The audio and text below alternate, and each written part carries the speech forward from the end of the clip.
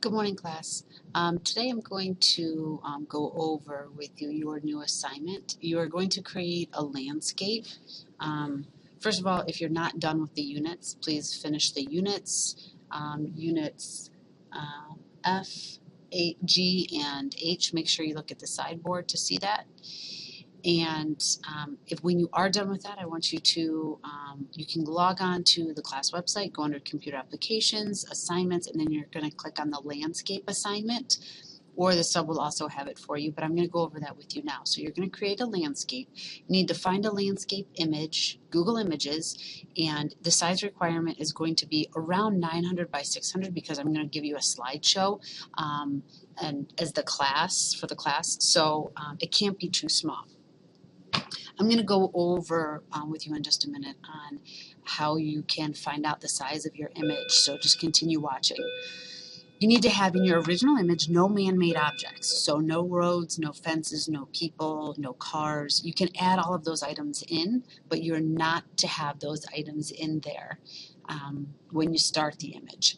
I would suggest that you create a folder in your H drive to save all of your images, but if you wanted to just do a Control-C and a Control-V into Photoshop to not take up space on your H drive, you can do that as well.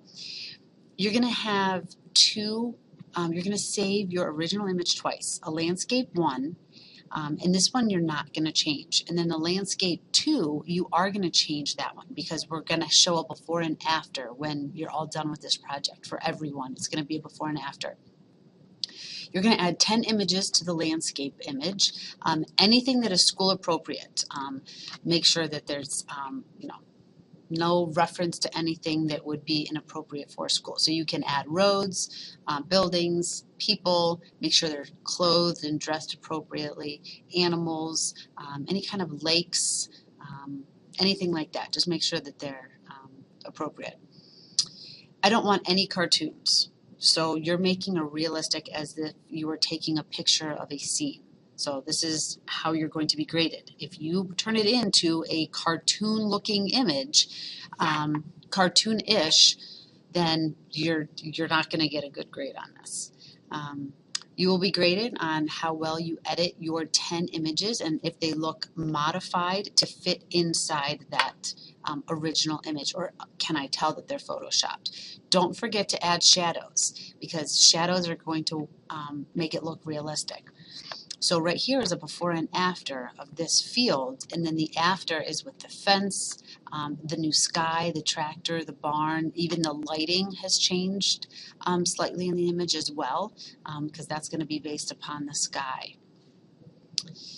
So the next thing the first thing that you need to do is you need to find an image that is large enough. So if you open up Google Images, I just typed landscape images, and this is what I came up with. However, when I hover over, you can see the size in the lower left corner of the image. If you're getting really small images, if you click on Tools and then go down to Size, and you can choose Large, then now you will get all of the large images that will definitely work with this project. Now, this is just the thumbnail image. You have to click on the picture, and then you have to copy and or save this image. So if you right-click this, go to Copy Image, then you can open up Photoshop.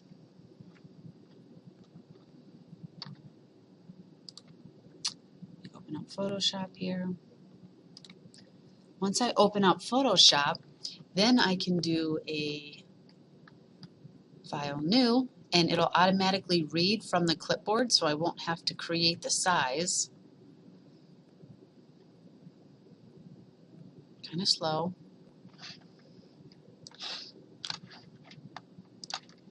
Opened up on my other monitor. So let me move that over. There we go.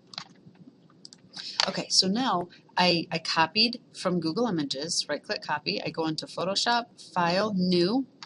It's going to automatically read the size of the image that I have on my internal clipboard, so you don't have to change this. Just click OK. And then you can do an Edit Paste or Control-V. either one. And notice that I'm viewing this at 16.7%. So it is a very large image. If I do a Control 0, it'll automatically zoom in.